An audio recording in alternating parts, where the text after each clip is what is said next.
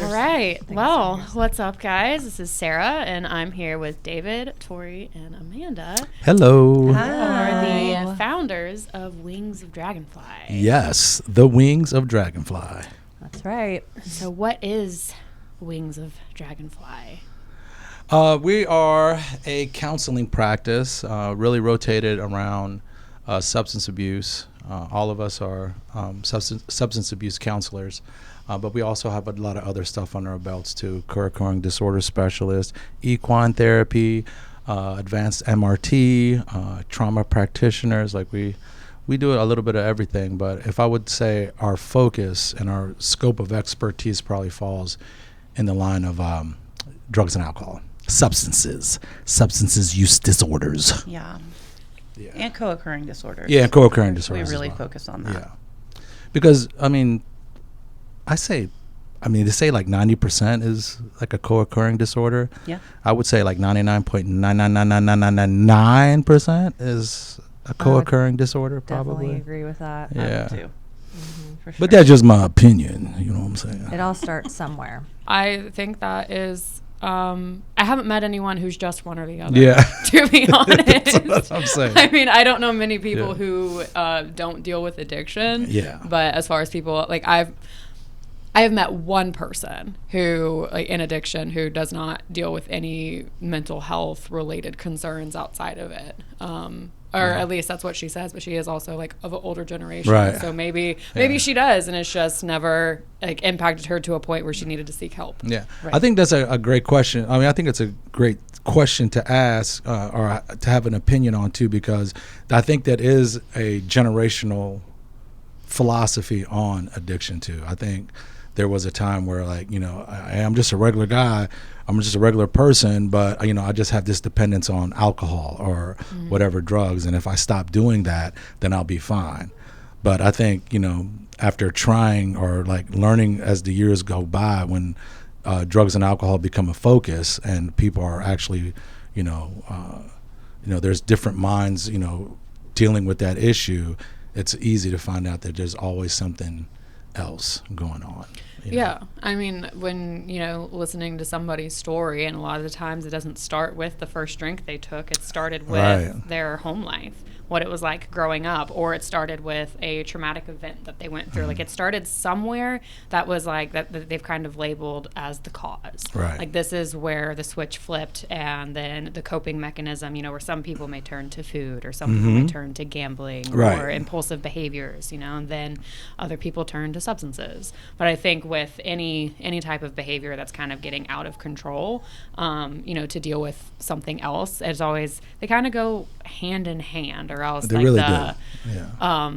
like there has to be a why. And I feel like when there's not a why, that's way more interesting. Absolutely. I mean, I think that's my the core rarity of of what it. I do. Like, yeah. I need to know the why. You need to know the why. Yeah. Because anything that you don't address is a reason for relapse in the future. And what was interesting to me is you brought up she's an older generation. Well, that was also a time when mental health was not talked about. Brushed And under so, the rug. yeah, let's keep this in the family. And so many people died and never sought treatment because of keeping up with Joneses, I guess. Yeah. Yeah, I always think about my grandfather. Like, it was such a different time. He was a veteran. He saw action in Vietnam, and but he came from, like, literally, he was moonshining when he was a kid. But I still wouldn't say. I'm sorry. This is Archie, by the way, guys. I still wouldn't say that it started, with him taking a drink and becoming dependent on alcohol. To be clear, he's not laughing at his grandfather. No. Papa, I'm not laughing about that, okay? Right. But no, looking back and, just, as well as I knew him as a child, there was definitely depression in there and some anxiety in there that, where alcohol was a great coping mechanism to him. But the dependence, really had a negative effect on him, So, and alcohol and drugs, they work. Yeah, Yeah. we use them because they work. Yeah. but until they don't. until they don't work.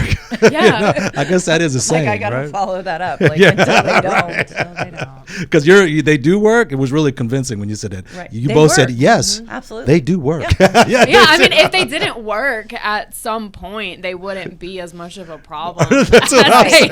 are. And the fact that they stop working is indicative of the problem. Absolutely. It's like, oh yeah, it's solving my problems until it's creating more. Yeah. Yeah, I have clients that are like, what do you mean they work? I'm like, you didn't hear the second part until they don't, and that's why we don't do them anymore. Yeah. You know, and another thing, you know, when we talk about, you know, the whys, I think is, you know, trauma was a big thing for me to try to wrap my head around, you know, because that is usually the why too. I don't know what the percentages are, Yeah. but when it comes to mental health, substance abuse, co-occurring, when you follow the breadcrumbs, it's usually either a traumatic system of events or a traumatic event of some sort that you went through that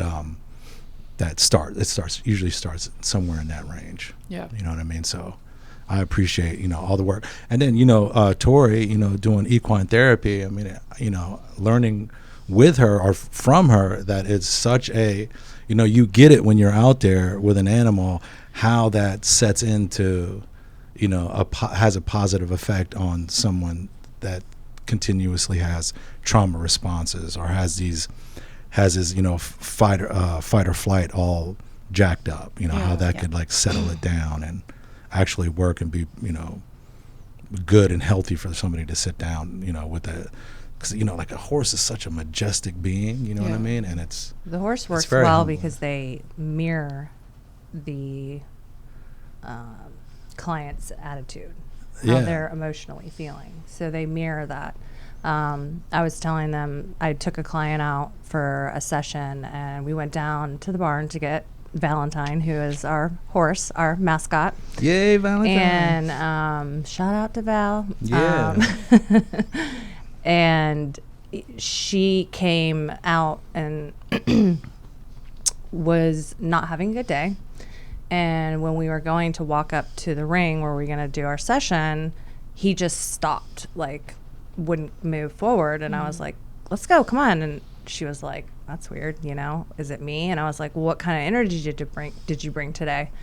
And she was like, oh, I'm pissed off, you know, like I'm just, you know, this went wrong and this went wrong. And I'm just, you know, and I was like, all right, well, let's try to drop that off here so that, you know, we can do our session and be productive. And it seems like Valentine's picking up on it, and it really connected with her. And she relaxed, and we walked up there, and it happened to be a really, really, really good session. And how does the equine therapy work with? Because that's a trauma approach, isn't it? It is. How does that work? Because I've heard of, you know, like brain spotting, and I think what is there, ART and EMDR. Yeah, EMDR. Yeah. But equine therapy, I'd never until hearing of y'all's practice, I'd never heard of that being another approach to trauma. So what does that look like? So like I said, like the horse mirrors the client's emotional state. So they kind of respond off of each other, and you don't have to talk to the horse. So it's a different kind of therapy. I mean, I'm there as a facilitator, but Valentine, he is, you know, the modality, I guess you would call it. Yeah. It's like a somatic effect that happens. Like It does. A and horse's heart is so much bigger than a Are you human gonna take heart. my thing? Oh, You're go gonna ahead. I'm take sorry. I was Oh, gonna say, wait, I think I've heard this from a different voice before. You like that? I like that thing. Like so. Yeah, go ahead. Go into All it. right, Yes. all right. So I just got your back, girl. That's all I'm trying to say. I don't know. It sounds like misogyny to me. he's excited. He's excited. He likes it. Sorry. So when you're with a horse, so picture, you know, a human's heart being like the size of your fist, like maybe like size of an orange or so. And then a horse's heart being like the size of a cantaloupe, you know, small watermelon. All right. And this person that has anxiety or trauma or scared or any of that, their heart is beating, you know, really fast, right? Well, the horse's heart is, you know, I don't want to get right at the mic, but it's beating very slow like this. Okay. So as the human gets closer to this slower beating heart, it automatically syncs with the horse's heart and starts to calm that person's nervous system down. And so that's where you can kind of start doing work, is when they, they get into that place of trust, quiet, Okay, so is it more like kind of like a grounding? It's very grounding. And then as you progress through, that would be probably a beginning exercise, and getting through to the trust place and being able to work with the horse, like in further sessions, just the responding to each other, because there's no words, that plays a lot of role into how healing can happen, where a person can kind of take back like some independence and be able to lead something else without words, if that makes sense. I love it that. Does. It sounds That's like so cool. that would be like, especially for someone who's gone through abuse. Like that sounds like it could be a Like very take their power back. And so I know you said that you're the facilitator, but what does your role look like? If you're to like walk us through a session, maybe not like a first session, but someone who's further along in the therapy, what would your average session look like? There can be anything that you could come up with, exercises like asking.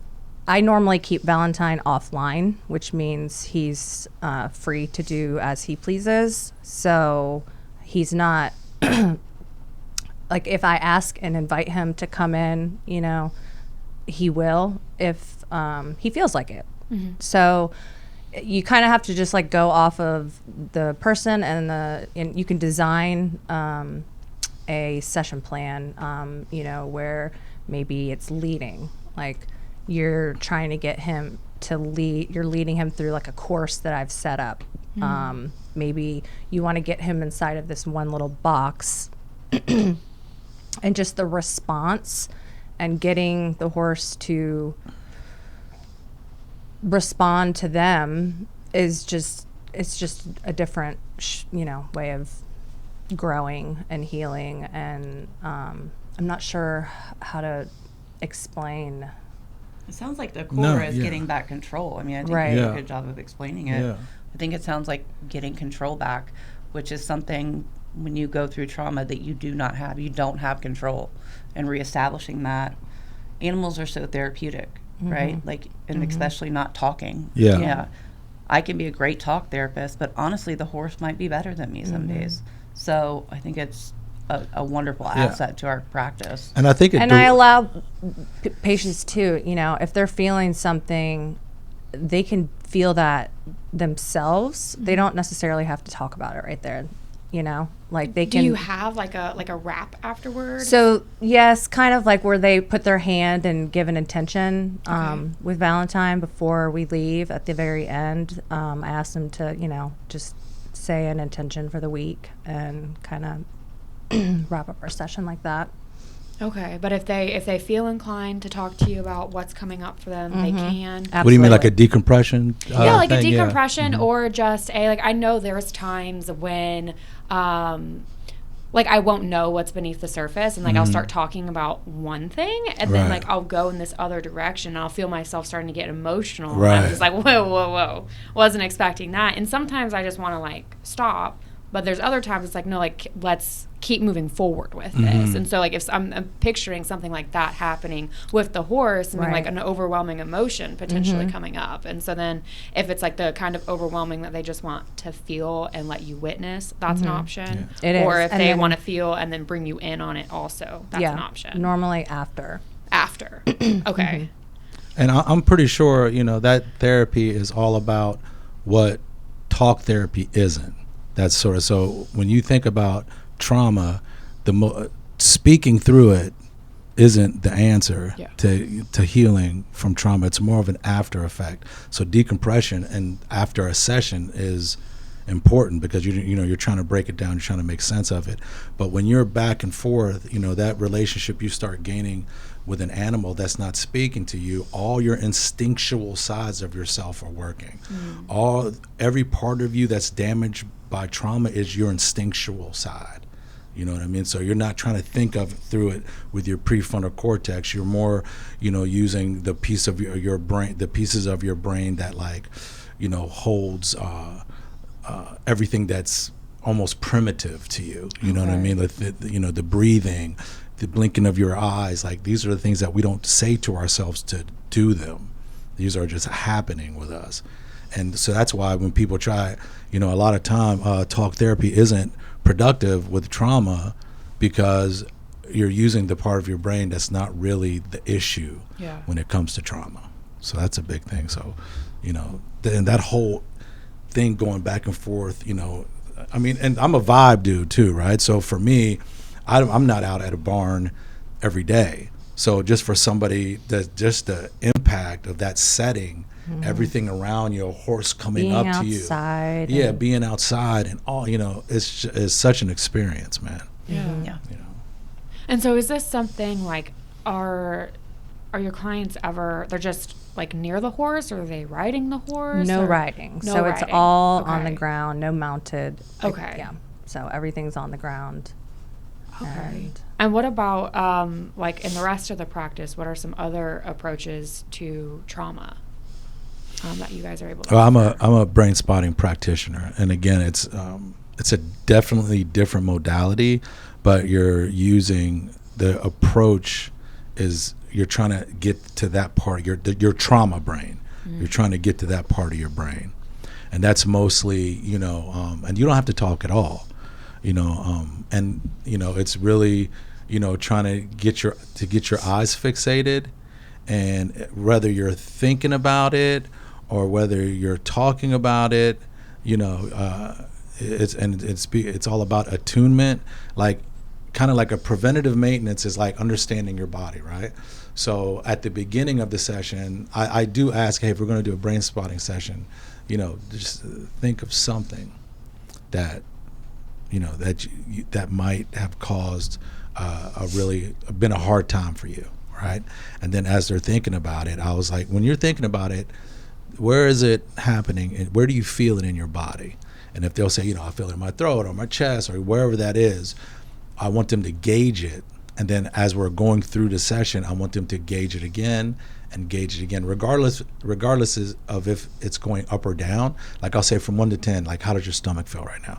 Oh man, it's like at a 10, meaning bad. Okay, now if it stays at a 10 or it goes lower, it doesn't really matter, because what I'm trying to do is just get them to notice that part of their body. So the preventative maintenance part of it is like, as time goes by, when you understand, oh, I'm starting to get that feeling, I'm having a trauma response to this, and maybe you can actively, in that moment of time, kind of regulate that to where it doesn't turn into something that you don't want to happen necessarily. Whether it be maybe leaving the scene, taking a break, redirecting, whatever that may be at that time. That's a part of attunement, is a huge part of brain spotting, and it's kind of like rewiring. When you're fixated on, whatever you're fixated on, it's not really like, it's kind of like if you can keep a gaze on something, right? And whether you're like staying focused on it and thinking that way, or if you're talking it out, that process is just neurologically kind of starts the reconnecting of, that part of your brain. So, when like if somebody had PTSD, you knock on the door, they might jump under the table or something like that. That's a trauma response, right? Yeah. We're trying to give that some regulation. What I mean? Yeah. So what I'm hearing, does that make sense? Yeah, no, it does. Like, what I'm hearing from the both of you guys, between the equine therapy and the brain spotting, is that when it comes to trauma, the approach is less talk and just big more time nervous system. Yeah. Yes. And as a therapist, when I was getting trained to do that, was the opposite of what I was taught in my education, right? So like, if we all stop talking right now, It'd be a terrible podcast. Get awkward. Yeah. We're trying to keep the ball rolling, so we're that's why decompression is so important. Yeah, because it then is. you can really work through it. Yeah, because it's so like I've had multiple therapists throughout my life, and every time there was like a traumatic event that would happen, like the therapist will be like, well, walk me through that day, and I'm like, oh great, now I'm triggered all over again. Yeah, like I would leave therapy just feeling so much worse. That's the issue. Cool. I was like, I wasn't in crisis mode before I got here, but I am while I'm leaving. That's the big issue with talk therapy and trauma right there. Yeah. Because oftentimes, the therapist is trying to be helpful, so they're trying to gain the information to give you hopefully some feedback that would be helpful, but you're just like, but they're like gearing you up. They're gearing that nervous system up and getting you all, I can't tell you how many times I've just like forgotten like once we started talking about the thing, and then like I just tune out the rest of the session. The whole thing's gone. I'm not there anymore. And like I had a therapist fire me over that. She was like, "Well, you just leave." Like she's like, "You mentally just leave during our sessions." She's like, "I can't help you anymore." Well, I'm like, "Well, it's your fault." No, I've so been there. Trust me, I've been in the same situation. But I think that with trauma, talk therapy can be beneficial, right? Because especially with CBT, when we're looking at automatic thoughts. Right. It's an primitive response to the trauma, which leads to a behavior, which is whatever that might be, using, cutting, whatever it is. Anger. And then there's the consequence, right? Right. And that's maybe a relapse. That's maybe, it could be one of a million things. But I think that a good therapist would not take you so far that you can't come back. That's the big thing. The keeping that emotional boundary for your client, because nobody wants to go into therapy and feel worse afterwards. Absolutely, man. Very true. That's the thing. Like, I think it's big, to know that, that's why observing is very important, right? So, you know the line. Like, I'm not trying to take you there, through talk therapy. We're just trying to figure things out, for today and the next day, maybe, trying to get you through this, especially if you're, going through something. Yeah. You know what I mean? It's like, that is good. It is a good therapist will kind of help you draw that line, try to bring it back a little bit and actually redirect you a little bit, but still working on the issue. Yeah. Well, tell us about just Dragonfly. Like, where did that come from? Because you have a horse. We're gonna go. You have a horse. You have a dog. Horsefly. We got a puppy. We don't see no. So that's also not a dragonfly. The merch. I know. Yeah. You see that right there, people? Ooh, represent. What's happening? Come get them. We thought it would look weird if all three of us wore it. Yeah, we're almost going to do that. That would be very culty. We should do it next time. Yeah, I know. Yeah, absolutely. All four of us. I thought it would be a little bit weird. Get some matching tattoos. We'll get Christian in here with his tattoo machine. Yes. Yes. No, I'm ready for my dragonfly I would tattoo. do that for sure. No, I'm ready. Ooh. I don't Ink therapy My is first real, tattoo. baby. That's Ink the therapy thing. is a real thing, man. It'll be But my go ahead, first one. show the name. And that's why I would put it on my body, because the dragonfly has been something that has been a part of my life for as long as I can remember. It's something I discovered through animal medicine cards with my godmother, like when I was younger, and it's always kind of stuck with me. The meaning of dragonfly behind it is new beginnings, is what I would say that it represents. So it also represents growth and resilience and transformation. So all of those things together, because dragonfly means that, like, I totally messed this one up. You didn't mess anything up. You had like really good buzzwords, and then My mom and I were walking in. And we were like, yes, that's it. That's the I dragonfly. was flying one. around, and I was like, dragonflies, man. Can I start over? Start over. Yeah. Do We your always- story, right? yeah, what's that thing from Tell was the it Men in Black story. with that? It erases the memory.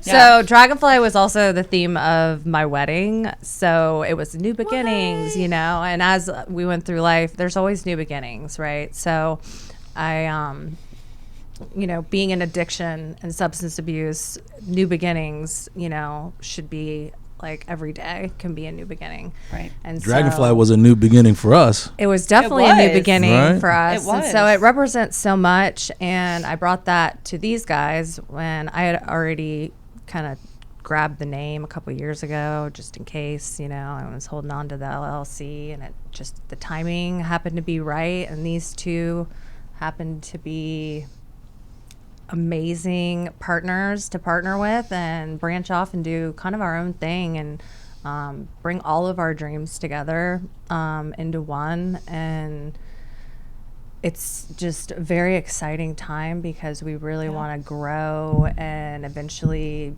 have a farm and have a lot of experiential type of therapy work, you know. So Amanda wants to have chicken therapy. I want to do chicken. Okay, what we have to stop there. Okay. What the hell is chicken therapy? Well, it's kind of the same as equine therapy, but it's a chicken, right? Like you can But I hold can the baby like chicken. poke you with its beak. It's not going to do that. I Okay. won't let it. I'm terrified of chicken. Are you really? I am. Well, no, because see, when I was a kid. Trauma. All right. Trauma. All right, That's let a trauma me get my response. thing. Okay. Hold on a second. So you're the first Bring on the list Valentine. for chicken therapy. All that we're- It's Had chicken to be therapy exposure and exposure therapy. therapy, Exposure all in therapy. one. Absolutely. Absolutely. Yep. Did No, you just I put mean, the baby to sleep? it's just I don't know. It's so cute. clearly we're doing canine therapy now too. You need to get He's the a farm therapist. now. Why? Well, I know. that's That's we the know. plan. Okay, so chicken therapy, you can Chicken hold therapy. the baby. Yeah, and it's the same. It's just like to decompress and like bring you out of like for me, maybe I'm in a psycho state and I just need to hug a chicken. Yeah, I'm always saying that. That's what the I mean? best Like, statement that's to the make. next- That's a shirt. Yeah, I was gonna say that's y'all's That's next a shirt piece of right there. merch. I need that. I just But it's need to like hold a goat chicken. yoga. Like I would totally lead goat yoga. I think it's amazing. Yeah, Yeah, I no, for love sure. all that. Those. It's so cool. Yeah, those styles of So therapy. I'm It's just awesome. talking about making some suggestions about chicken therapy. Oh, So I when we get love this this. farm, Shit is just eventually- cooler with animals, man. Yeah, You we know? want to have animals, and we want to have, you know, outdoor places to do Yeah. groups and fire pits and just more. And we want to teach workshops, you Yeah. know, like farming workshop, like how to You grow really and plant. just want to farm. I do want to farm. gardening. Cooking classes, financial classes, like how to budget. And so we have like, I don't know, we have like this big, huge goal. We didn't think we would be where we are starting in May. And so maybe it'll come sooner than we thought. I mean, I think it's really big. I mean, when, you know, with our focus, a lot of our focus, at least, being in the recovery community, it's kind of like, you know, we can talk to you about your feelings and like, you know, what you want to do and how things are affecting you. But a lot of times, by the time somebody that has been through, you know, addiction or anything like that are going through it, and they just want to like step into what sobriety and recovery looks like, right? Man, come on, man. I ain't know nothing. Yeah, I lack know. of Right, I needed a skills. whole. I needed, you know, a school. Like Right. so workshops are really important for us. This is like give a 101, you know, financial class. Like this is your bank account. You know, this is what a credit card looks like, or a cooking class. Like, hey, this is how you save money. You know, shopping this way. Like people that can give. There's tons of like information from people that have like maybe never even had anything to do with drugs and alcohol or anything like that, right? But they have skill sets that like all of us really need, and you're at such a disadvantage in those areas of your life when you're trying to get it right and you're starting from the bottom. You know, you hit the bottom, right? And now you like there's nothing else. Like you're hopeless, right? That doesn't mean, oh my gosh, I did this drug so long, now I'm so screwed up. It's like, no, I'm screwed all the way around. Like I am very like I need, you know, resources. I need to learn things, and I need to get my head right. You know what I mean? So it's a lot. Because I've had conversations with people who, you know, help people find resources. It's like, okay, you know, are dealing with substance use disorder, and you're also, you know, need a place to stay. And so they're able to help being like, okay, maybe get them, you know, on like some MAT, get them a place to stay. But it's like, that's part of it. So it's like, okay, so now, you know, they've got recovery that's working for them. They have a roof over their heads, but like, they don't know how to cook, or they don't know how to grocery shop. They don't like, it's just like basic things that I think the more, because like society like keeps getting further and further away from each other, right? Like people talk all the time about hating people, and people are just annoying, and so like I want to just be alone and all these things. And you know,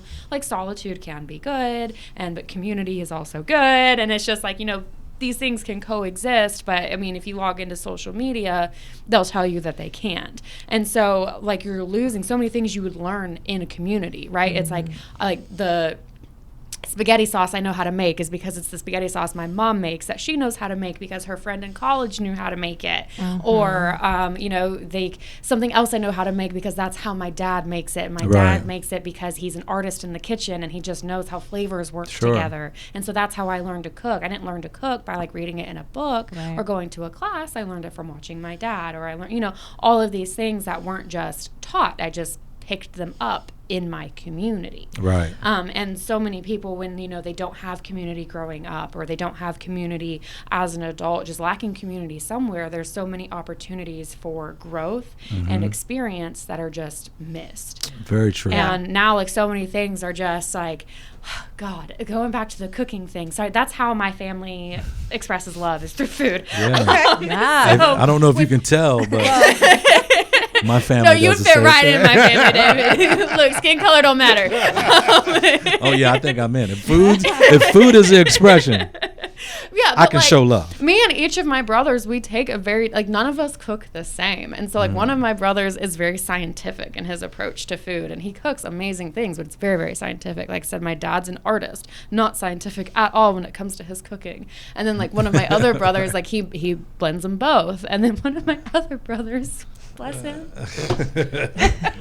he can't cook.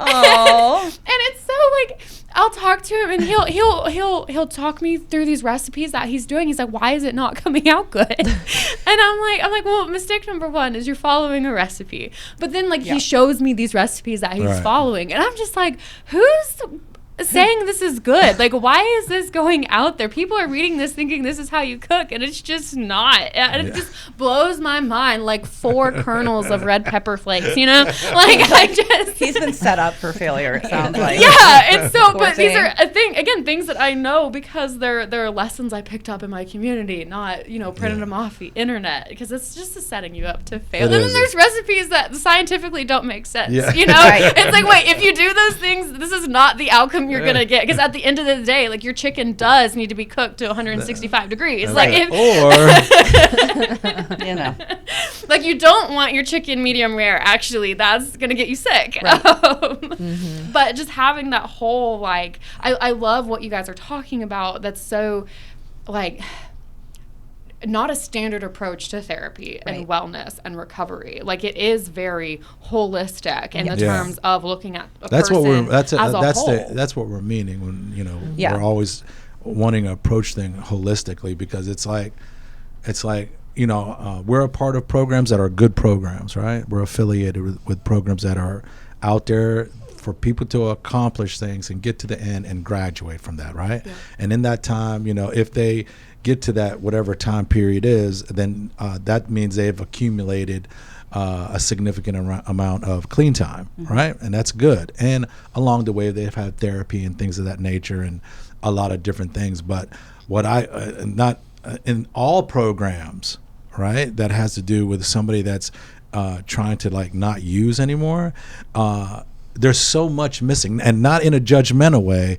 There's just a lot missing. Like, so those are the gaps that we really want to fill. And I think workshops, you know, with a huge array of, like, you know, topics. So, like, when you come in there, it's going to be different. You know, that's our vision, and, like, we're getting there to be able to implement that in, you know, our practice, to where it's a normal thing to, like, you know, it's like, I don't care if it's like Boy Scout things. It's just like, just imagine when you're just getting right, or you're just getting clean, right? And you've spent, I don't know, man, maybe 5, 6, 10 years in active addiction, suffering from substance abuse.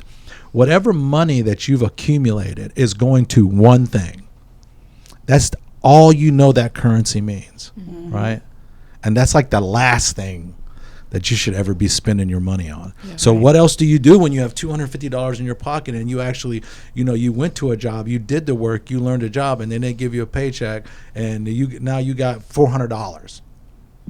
What do you know how to do with? What do you do with that money? Well, the only thing I've ever did was buy more drugs. You know what I mean? Yeah. Mm-hmm. So that already you're in a tempting piece, because you have this, I got this, I worked long enough to obtain this money. I got a check.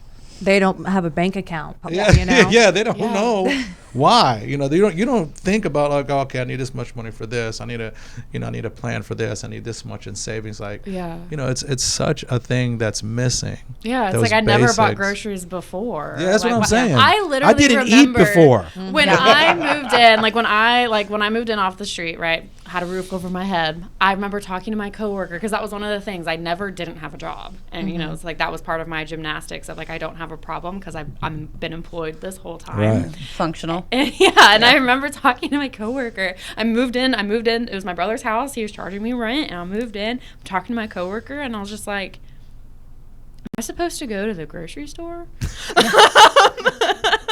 I'm like, or do I still go to the food bank? Yeah. I don't. What do I do? Yeah.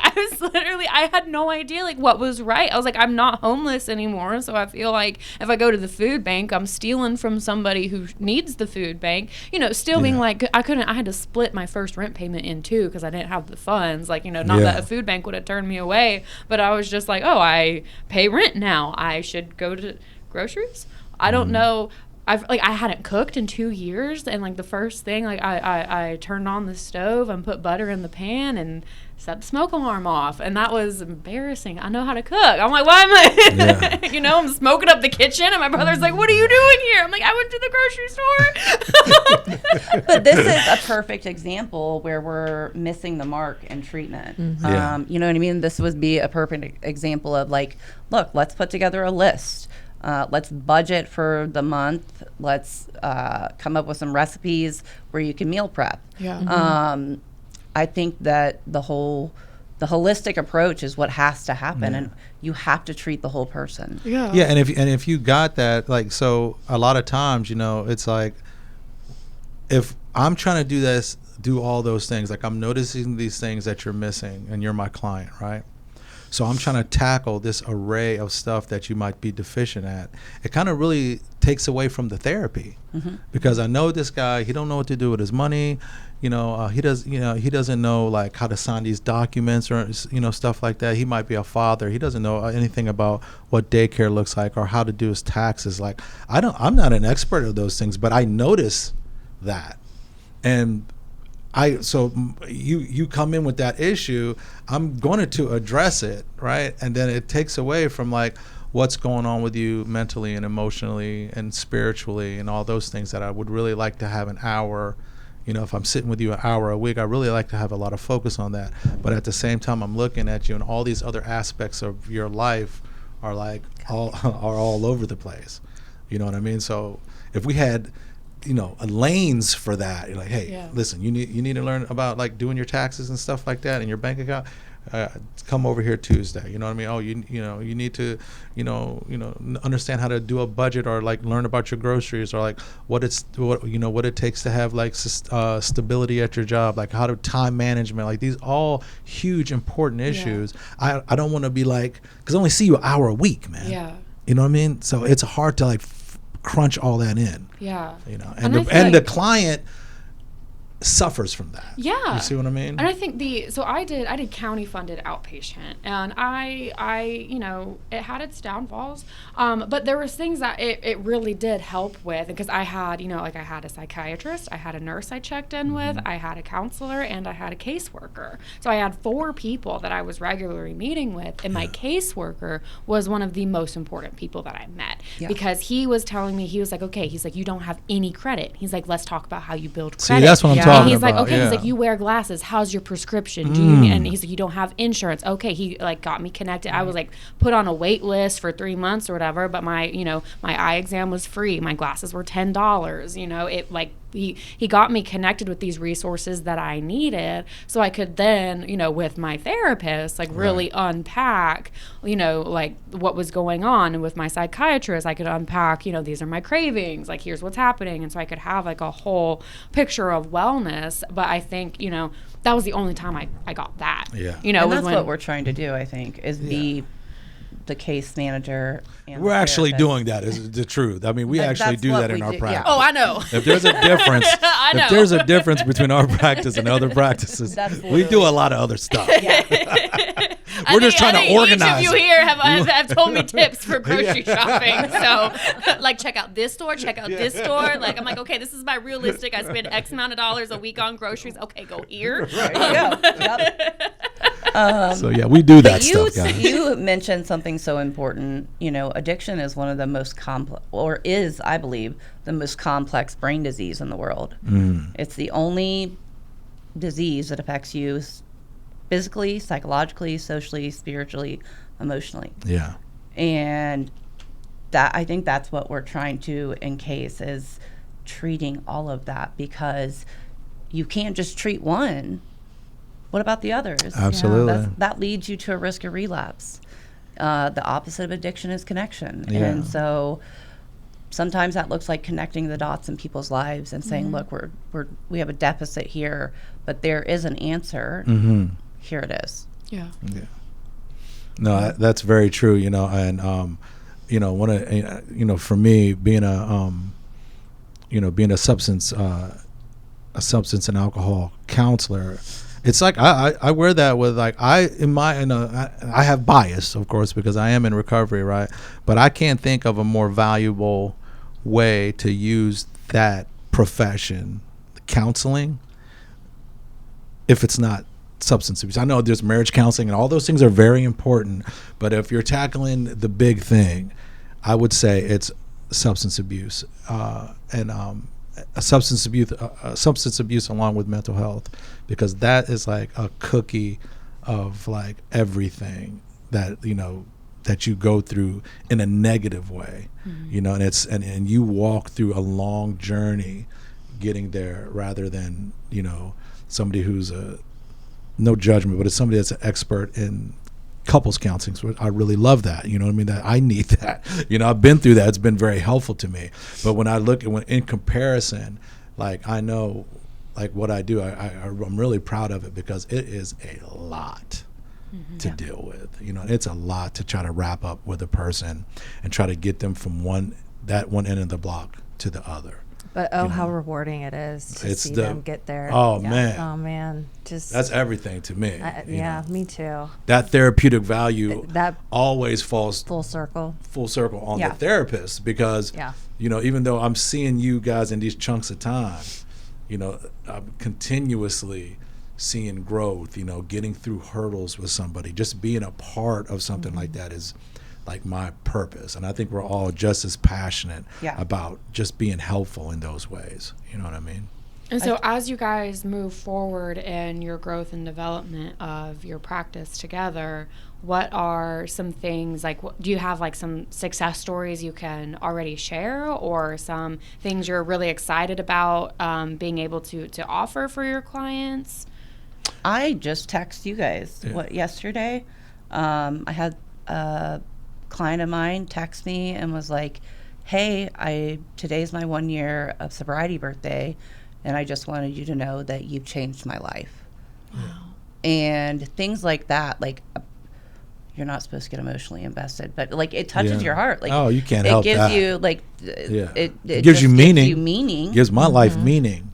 And for somebody that like, there was somebody there for me once when I was going through 12 rehabs and institutions, and there was one therapist that made me come and do what I'm doing now. And she said, I tried to leave my last rehab, and she said, don't give up now.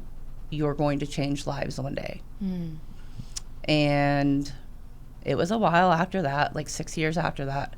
But then I went into the field, and it is it humbles me, and it's such a privilege to be part of success stories and even struggling stories and helping people like grow and reach and not give up. It's just incredible. Yeah, and for us as a practice, you know, like, you know, the time will tell, but in my opinion, like, it's nothing but growing for us. I mean, we've been so well received, you know, by the community in a whole. Like, you know, we're working with the court, you know, we have an IOP, you know, we're working with other detoxes, and all of them are like, you know, and it's not like, it's really from a very humble place. All of them are very happy with us. Mm-hmm. So that just, that feedback back and forth with our clientele and like the other businesses or the other organizations that we're affiliated with, everything has been so positive that I just know, like, you know, we're going to grow. I mean, we already are. So, you know, that means, you know, workshops will be coming. Mm-hmm. You know, we have a lot of ideas that we can't really share right now, other than, you know, we're growing. Yeah. Yeah. But it's going down at the wings. Mm-hmm. But you mentioned, I think it's so important you mentioned the courts, because we have been part of reuniting, 5-6 families now? Yeah. Mm-hmm. And having children. We've been part of the treatment team that's brought children out of care and home to their parents, and that's been incredible to watch as well. That might be like, you know, if I would think of anything that we're a part of, you know, that we jumped into like from the beginning almost, was a family treatment court. And like, you are in it, you know, you are part of a huge team that is designed to reconnect parents that have lost their children due to substance abuse, and the kids are gone. Right, they're separated, and we are the clinical part of the reunification process. I mean, it's just like, what could be more fulfilling than that? I mean, I don't know. I really don't know what could be more fulfilling than seeing kids get back with their parents, and their parents on a whole different page. Yeah, and just see that. Mm-hmm. Like, that would be like, I would watch, you know, you would watch a movie about that, right, and cry your eyes out, right? Yeah. Something like that happening. Well, we do this on a weekly basis. That's just like our lives, you know what I mean? So they're on our little Christmas party, and getting all to those see them all with man. their kids. Oh my goodness, that's the best thing in the world. And so good. It was wonderful. So I think those are my favorite stories to hear in recovery, is people getting their kids back. Mm-hmm. Like, that will make the hardest heart soften. Yeah. Yes. Because it's, you know, you want to circle back to trauma, it has to be one of the most traumatic things any child or adult could go through, is that kind of separation. Yeah. You know, I was just talking about that on a totally different subject though, but that separation from kids and their parents, I mean, all that developing mind, you know, the guilt and shame, like, these things are like at a 10 in all those areas. And if we can get together and like work with a team and have anything to do with the process of making that better, then you did your job. Yeah. Mm-hmm. Like, that's what the Wings are doing right now. You know what I mean? And I'm saying that in a very humble way, because it's the most fulfilling thing that's probably going on. One of the most fulfilling things that's going on in our lives right now. Yeah. And we're blessed to be a part of that. Absolutely. Mm-hmm. Absolutely. So what else you want to know? I mean, look, I learned a lot about horses and chickens. You can just call me the chicken lady. And we got lady. the dopest puppy. No, I'll have to tell you the chicken definitely has the story dopest later. puppy. Yeah, absolutely. He's the newest member. The newest member, man. Archie. Say hi. Well, is there, before we wrap, is there anything you want to leave the listeners with, whether it's maybe a grounding exercise, a note of wisdom, a word of encouragement? Well, you know what? I think a best way to move forward and to ending this is just like, you know, the reason why we're in the studio, because this is my best friend's studio and he's blessed us, and I got my homie in the back. This is a family affair right here, guys. I don't know if you guys know. This is a family affair, and so this is what community is. Yeah, and this is the opposite of addiction. Yeah, this is the I love that. This is the opposite of addiction, Mm-hmm. and you know, if there's anything I'd like to say, if you are on the fence of trying to, you know, if you're thinking about, you know, what it would be like to like stop using, You know, if your life is unmanageable, if you're going through anything negative and you feel like you're alone, if you're hearing this, you're not. You know, reach out to us, you know, reach out to the Wings of Dragonfly. We'll answer your call. We'll get back to you, and we'll do our best to be a part of that, the healing process. Y'all cool with that? Anything? I think, you know, the only other thing that was hard for me to recognize when I was in active addiction was that I was worthy of recovery. Yeah. And even on the hardest days, just remind yourself you're worthy. And just know that there's people out here that love you and for real are ready to take your hand and walk you through a healing journey. Mm-hmm. And every day is a new beginning. Oh, that's right. Dragonfly. So let's get started. And do you know out of every flying animal, that dragonflies are the most accurate in hitting a target? Like they have a 98% degree of accuracy. And that's what our patients have. Right. That's what I'm saying. They That's kill it. They They're all killing it. They're all killing it. And back to the name really quick. Like I wasn't hot on the name. You know what I'm saying? Just to let you guys know. That story was just so that was beautiful. a sweet story. The theme of her wedding. Yeah. And you're like, Let me see your arm. Well, I've grown. I've grown. I've grown. You've grown. yeah, you've grown 4 dragonflies on your arm. So I've changed, but at first I was like, Just like a dragon. look, I'm in this, you know, I'm like, oh, this might not be the most masculine name for. It's the misogyny know. coming back. David. I'm just saying, you know. Do you but, need to you see know. some He of loves these? it. But now, But you I know, love it. I am a wing. his friends said it was a little kung fu. Oh yeah, Christian. It was like, Yeah. the Wings of Dragonfly. That sounds like kung fu, man. It's like, word? Yeah. I don't know. It's like, you're right. Yeah, it does sound kind of kung fu. I'm down with that. Yeah. Oh, man. No, Well, Sarah, thank you for being here. I mean, Yes. this is not, That was regular broadcasting hours for Yeah. you, and for you to take the time out to sit down with us and give us the opportunity to share, what we do and how we do it. I truly appreciate you and my Yes, boy well. Andrew in the back. You know what I mean? Yes. Andrew, you're off the hook, bro. Andrew, you want to You're go get good. hibachi? Yeah, let's go get some lunch, Hungry. please. Thank y'all.